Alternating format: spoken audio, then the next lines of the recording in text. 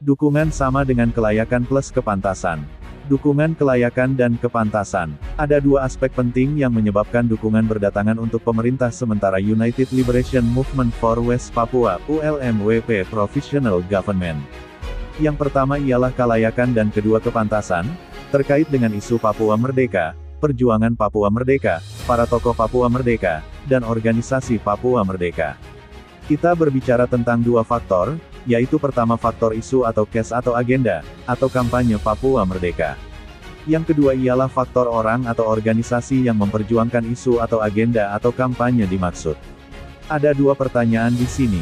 Layakkah Papua Merdeka didukung? Pantaskah Papua Merdeka didukung?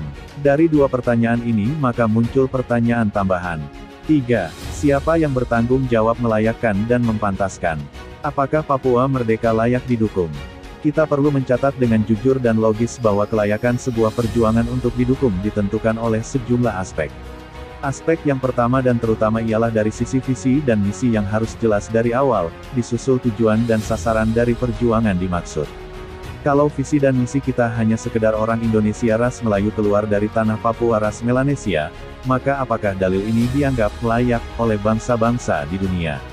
Kalau visi dan misi kita melawan kapitalisme dan kolonialisme atas tanah dan bangsa Papua lewat NKRI, apakah case ini layak didukung? Kalau visi dan misi kita untuk menghentikan pembasmian ras Melanesia di tanah Papua, maka apakah case ini layak didukung bangsa-bangsa?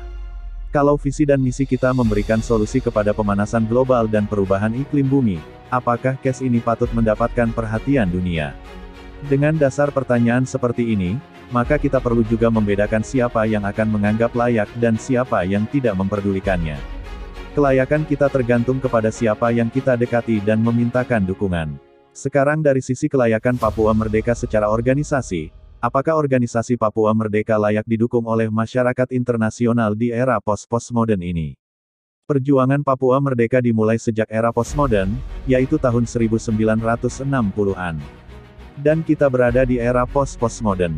Jadi eranya sudah berubah, isu-isu kelayakannya sudah berubah, dan pendekatan serta syarat kelayakan organisasi pun telah berubah.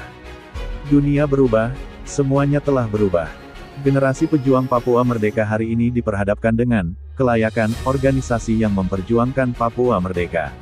Kedua, kepantasan ditujukan lebih kepada keadaan seseorang atau orang-orang, yang dalam hal ini ialah para pejuang dan tokoh Papua Merdeka. Apakah pantas? Kepantasan para pejuang, baik aktivis maupun tokoh Papua Merdeka menjadi syarat penting, karena tidaklah mungkin seorang yang bicara Papua Merdeka terlihat seperti Raskol di PNG atau preman Jakarta. Para pejuang harus terlihat pantas secara penampilan. Pertama, penampilan. Kedua, sejarah kehidupan para aktivis dan tokoh Papua Merdeka harus pantas. Dan yang terakhir apa yang ada dalam pikiran dan yang dikatakan harus pantas didukung. Dengan tidak bermaksud merendahkan, tetapi kita harus jujur bahwa seorang pemimpin Papua Merdeka dengan berpakaian preman atau Raskol tidak dapat tampil menjual isu Papua Merdeka. Dari sisi riwayat hidup, seorang calon ketua DPR Papua tidak mungkin bicara Papua Merdeka dan mencari dukungan dunia. Seorang yang pernah menyerah dari hutan kepada NKRI juga tidak pantas didukung oleh dunia kalau dia tetap berbicara Papua Merdeka. Dari sisi penampilan seorang presiden harus mengerti bahasa, politik, budaya, strategi dari para pihak di mana kita memintakan dukungan. Seorang presiden yang memintakan dukungan dari negara-negara Barat juga harus berpenampilan layaknya mereka yang kita datangi.